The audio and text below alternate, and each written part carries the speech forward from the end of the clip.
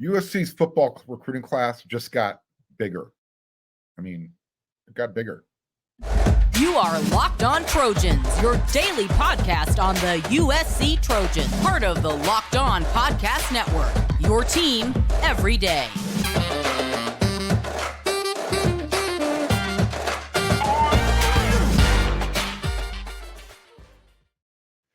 Fight on, everyone. I'm your host, Mark Hulkin, and thank you for making Locked On USC your first listen every day.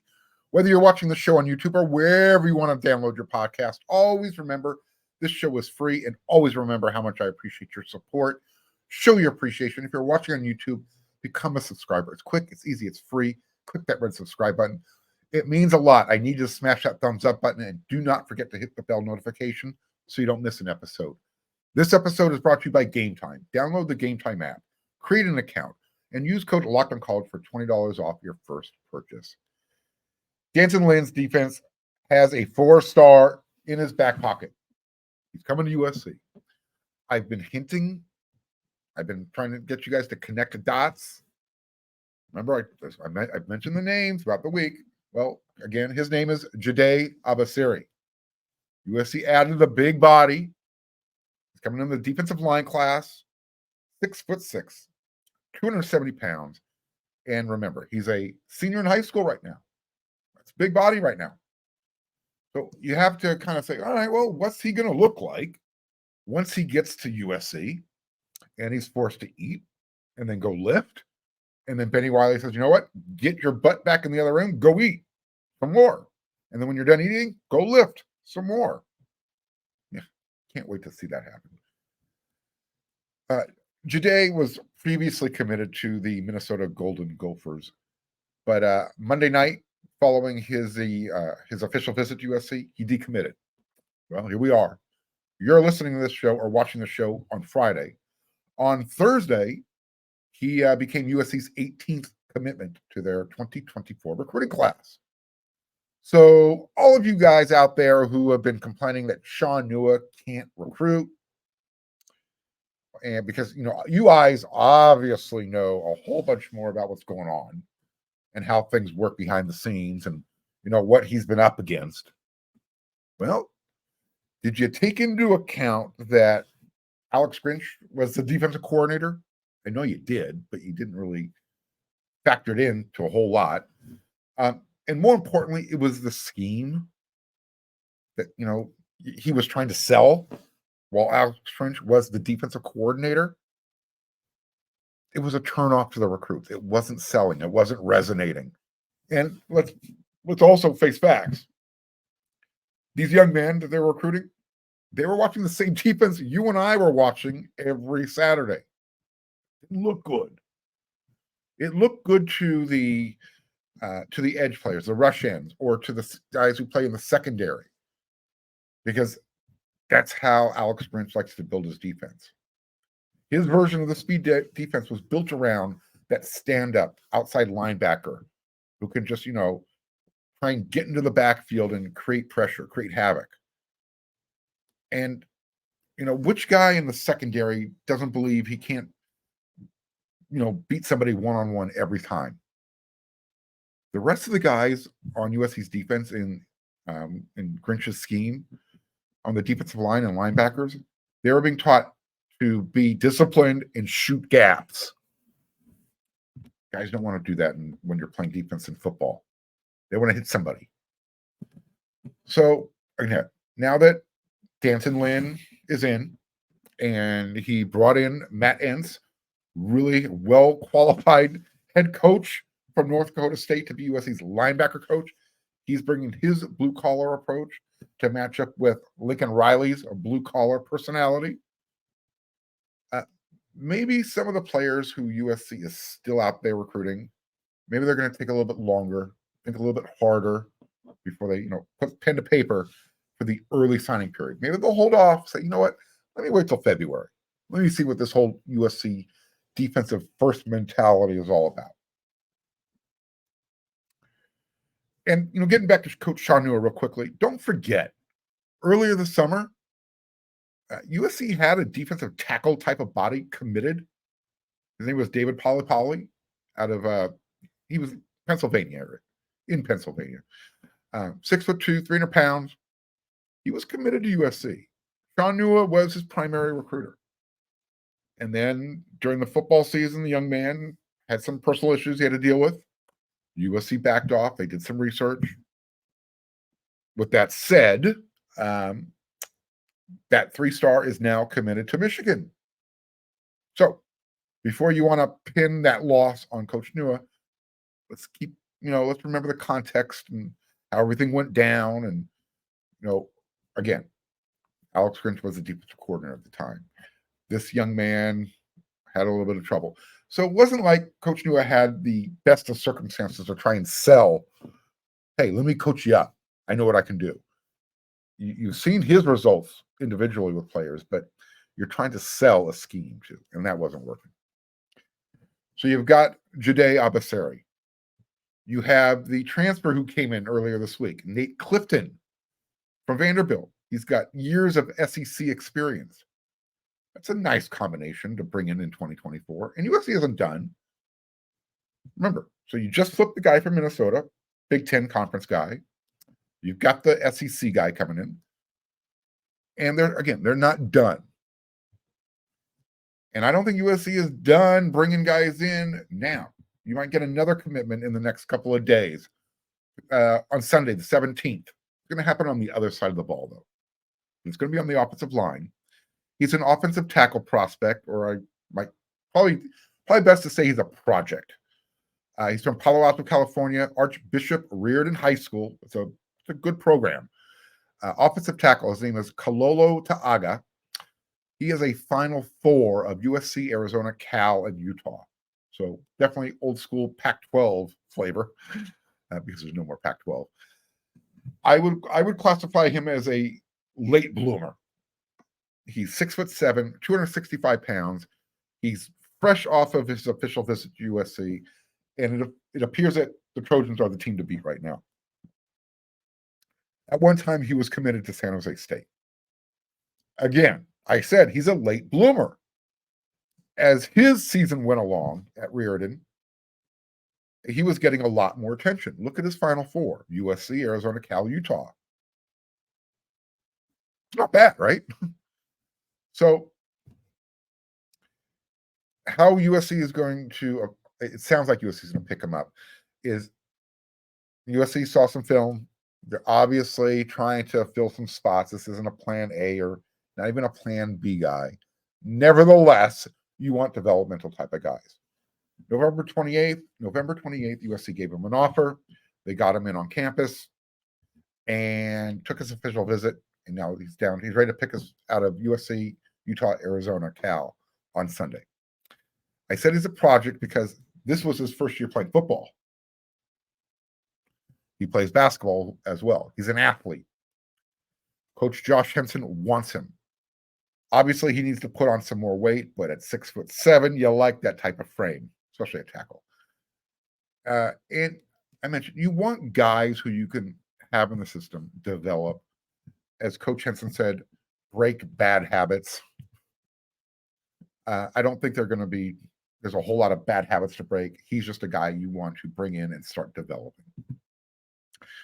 Here's who USC has. With Juday's commitment, you have 18 commitments so far. Let me go over those guys real quickly. Just to remind everybody, you've got linebacker Desmond Stevens II. You have Isaiah Rubin, cornerback from Los Alamitos High School. Marquise Gallegos, safety prospect. Makai Saina, offensive lineman from Texas. Ryan Pelham, wide receiver. We're going to talk more about the wide receivers in the next segment. You have offensive lineman Jason Zandamela. This is a dude. You're going to like him a lot. Another dude, Marcellus Williams, little bro to Max Williams. Really good cornerback. Walter Matthews, tight end. Big guy, 6'6", 245 pounds from Georgia. Another wide receiver, Xavier Jordan. Cameron Fountain. Lincoln Riley just did an in-home visit. Say hello. If you haven't seen it on social media, Cameron Fountain got much bigger. You've got Joey Olson at tight end, Jarvis Boatwright Jr., safety, Brian Jackson, a running back, Hayden Trader, offensive lineman, and then you also have Justin Ta'uanu, another offensive tackle. Excuse me. So again, the class, if you want to do the star ranking rating system on 3, you've got USC's class has a core score of 90.40. Michigan is just ahead of them, barely. They have a base score of 90.92. USC is third in the Big Ten in average prospect rating. Ohio State's 1, Michigan 2. There's USC. As far as class in the country, USC is sitting at number 14 in the country in average prospect rating. Their average prospect commit has a rating of 90.14. And then in the Big Ten overall, they're number 5 behind Ohio State, Oregon, Penn State, and Michigan. As I said on yesterday's show, this class is going to look a lot better in February. So if you're one of those folks who needs the stars to validate what a good class looks like, be patient. Just keep looking to the sky and you'll see what you like. It'll eventually come.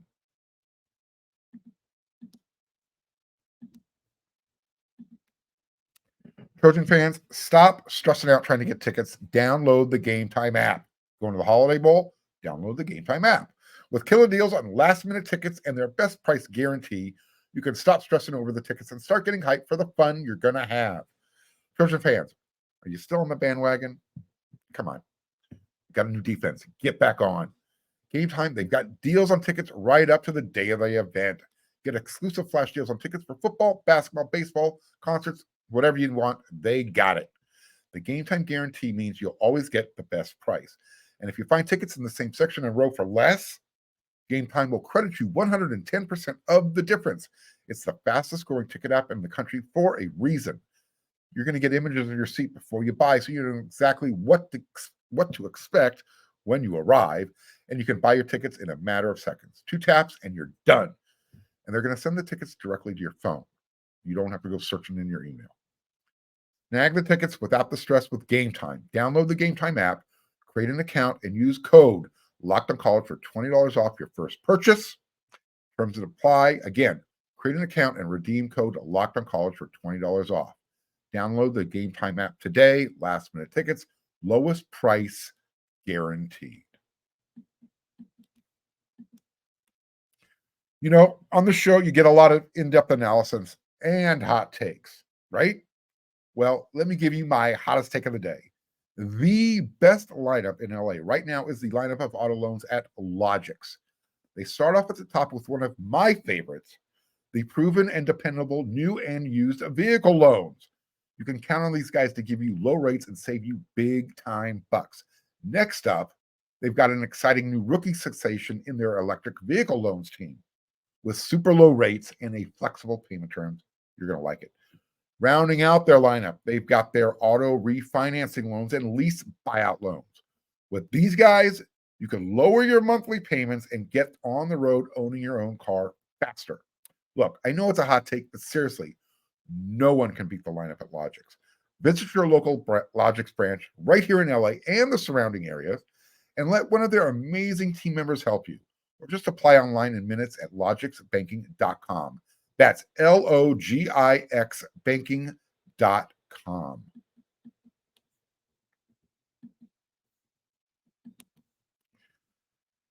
I'm not sure if his plans for the Holiday Bowl have changed. However, we should congratulate Taj Washington. He's been accepted. He has accepted an invite to the East-West Shrine Game. He still has another year of eligibility left if he wants to come back to USC. But no, I think everybody agrees. It's time for Chef Tahj to go start off on his professional career. And Tahj is literally one of my favorite players on this team. He's been for a couple of years. He's the type of portal player you want on your roster. He's a multi-year transfer. He's been at USC for 3 years. We've been able to watch him develop.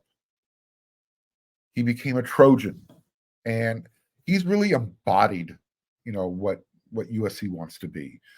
The type of person and player they want coming through their halls and going off into the great big world beyond. He is literally one of the nicest and most humble people you will ever meet. Really classy guy. selfless, on the field, off the field. He's someone who just looks out for others. He's the type of kid you want as a parent. He was also USC's #1 wide receiver this season. He led the Trojans with 52 receptions, 963 yards. He also added 6 touchdowns. Tahj had 4 100-yard receiving games, and he had 3 in a row. Utah, Cal, Washington. And I think everyone will agree. Zachariah Branch was USC's most explosive player, but Tahj was USC's big play threat throughout the season. Over 18 yards per reception, and he had at least 40 yards he hauled a catch of at least 40 yards in 8 different games. How's that? Not bad, right? That's a big play.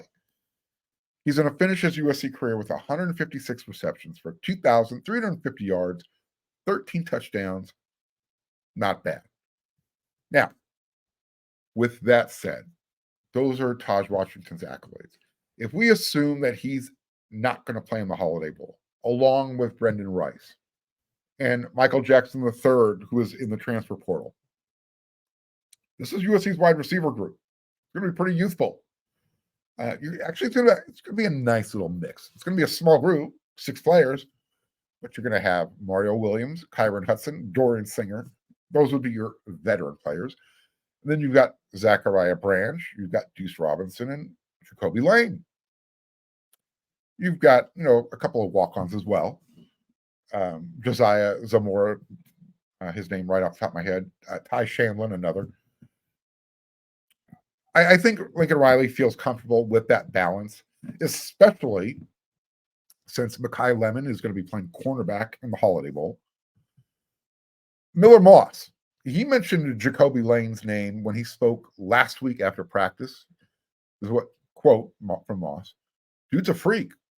Big things. I won't spoil it too much, but he's a great player. Obviously a young kid, but very, very bright future ahead," end quote.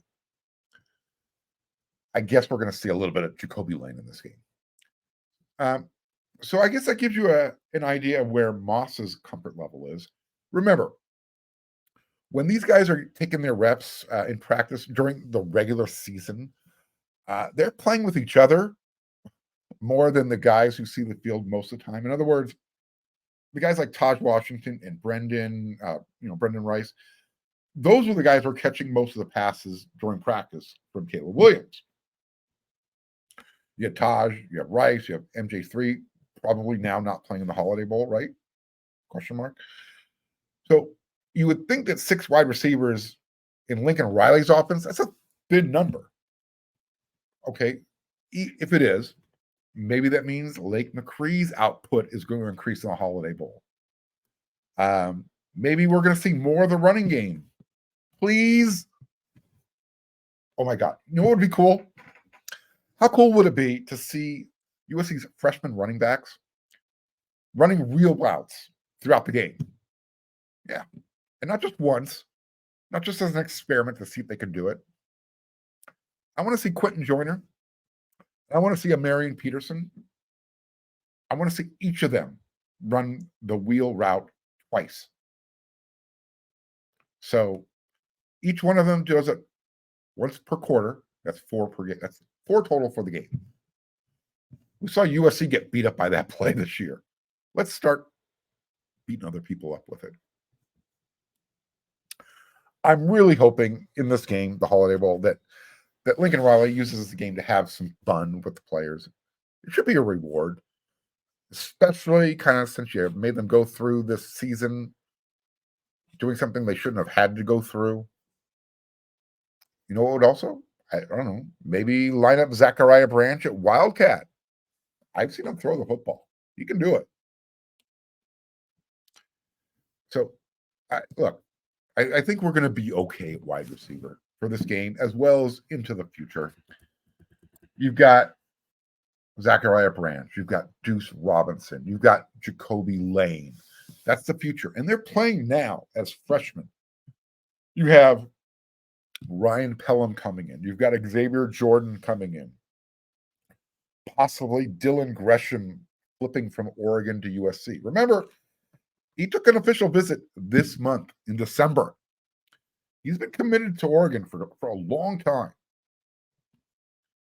So we'll see what happens. I think the Holiday Bowls, like I said, I've been talking about throughout the week on other episodes of Locked on USC. My everydayers say, you know what? Let me go back and check it out. Go back and see what Mark said on those other shows. You should too. I think that where I said on yesterday's episode, I don't think a win is going to make or break USC. There's not a big difference perception-wise between 8-5 and 7-6. What we're looking for are these younger players who are getting a chance to play in this game. Are they able to perform under the lights? Okay, they're going up against a good team in Louisville. This is going to be the perfect preparation of what they're going to face starting next year. So go get your feet wet. Go dive into the deep end. Get out of the kiddie pool.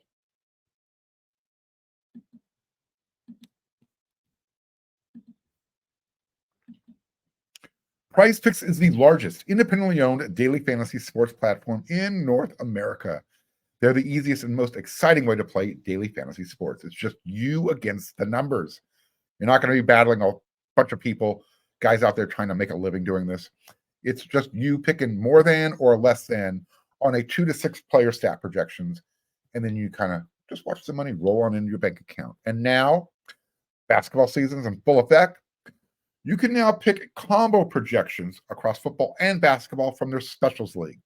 It's a league created specifically for combo projections that include 2 or more players from different sports or leagues, where you combine your wide receiver from the NFL and your power forward from the NBA, receptions, rebounds, more than or less than, and if you call it right, you win. And PricePick is even going to offer you a reboot policy so that your entries stay in play even if one of your players gets injured. That's right. They have an injury insurance policy if one of your players goes down. So go to PricePicks.com/LockedOnCollege and use code LockedOnCollege for a first deposit match up to $100. Go to PricePicks.com/LockedOnCollege and use code LockedOnCollege for a first deposit match up to $100.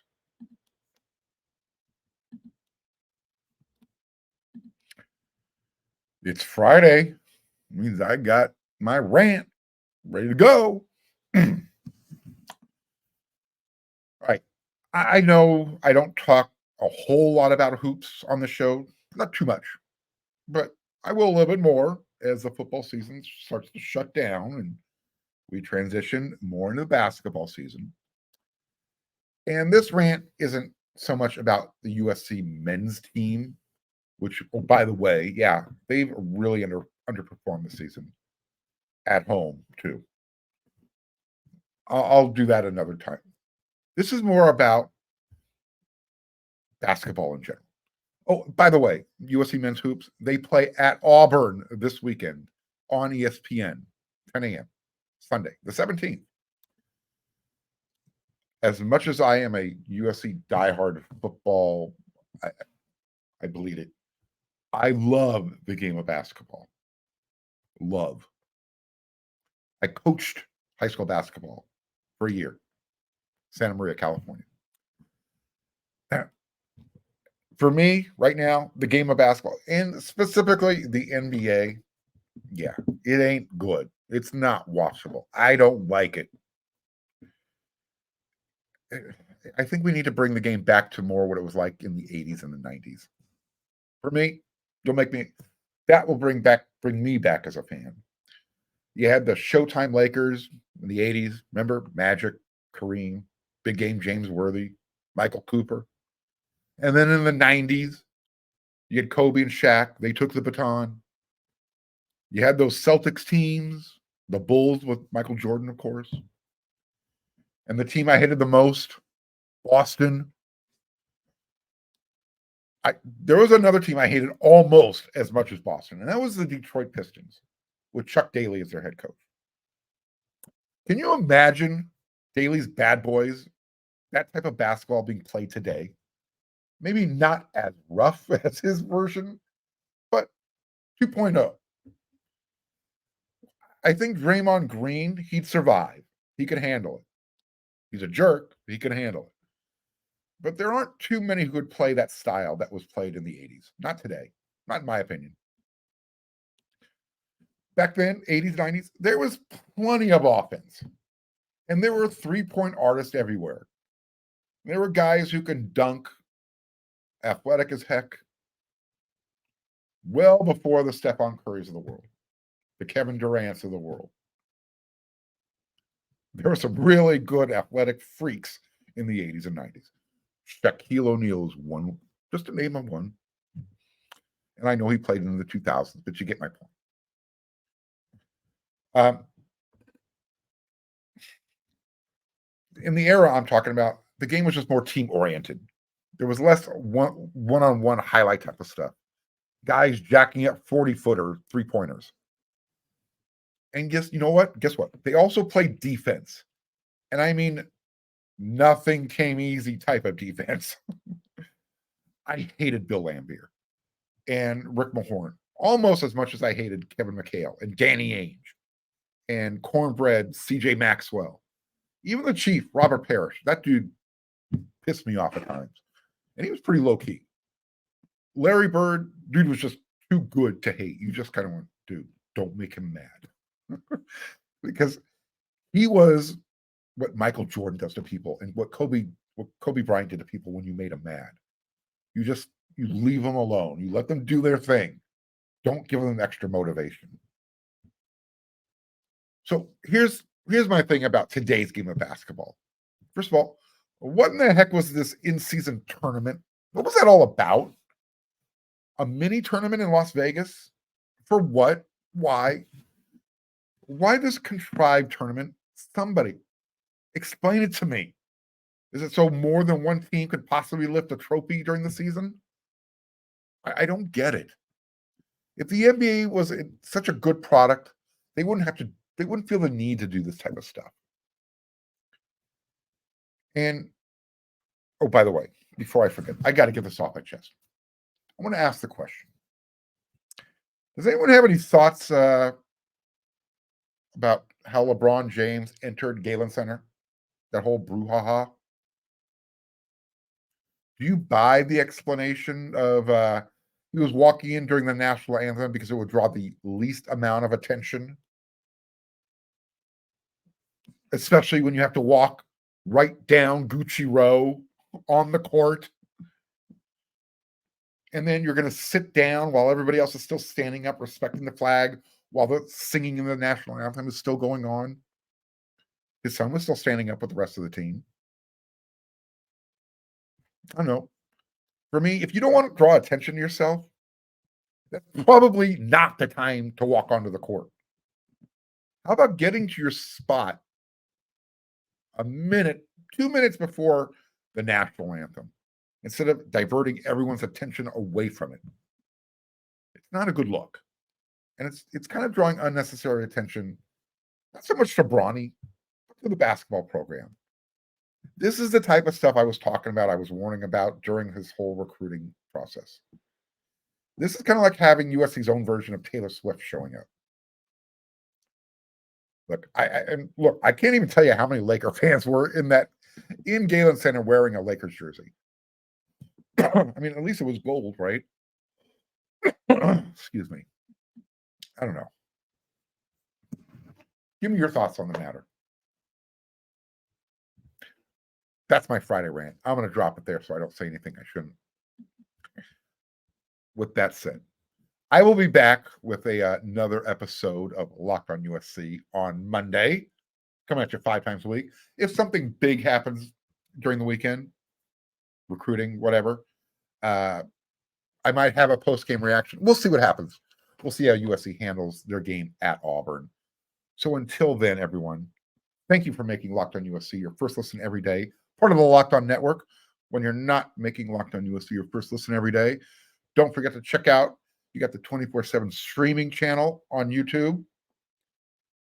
And when you're all done with Locked on USC, head on over to WeRC.com. There is a ton of great content. And if you like recruiting, get on over there. A lot of good stuff. Eric McKinney, Scott Schrader, Marshall Levinson. Go check it out. Everyone, happy Hanukkah. Merry Christmas coming up. You know what to do.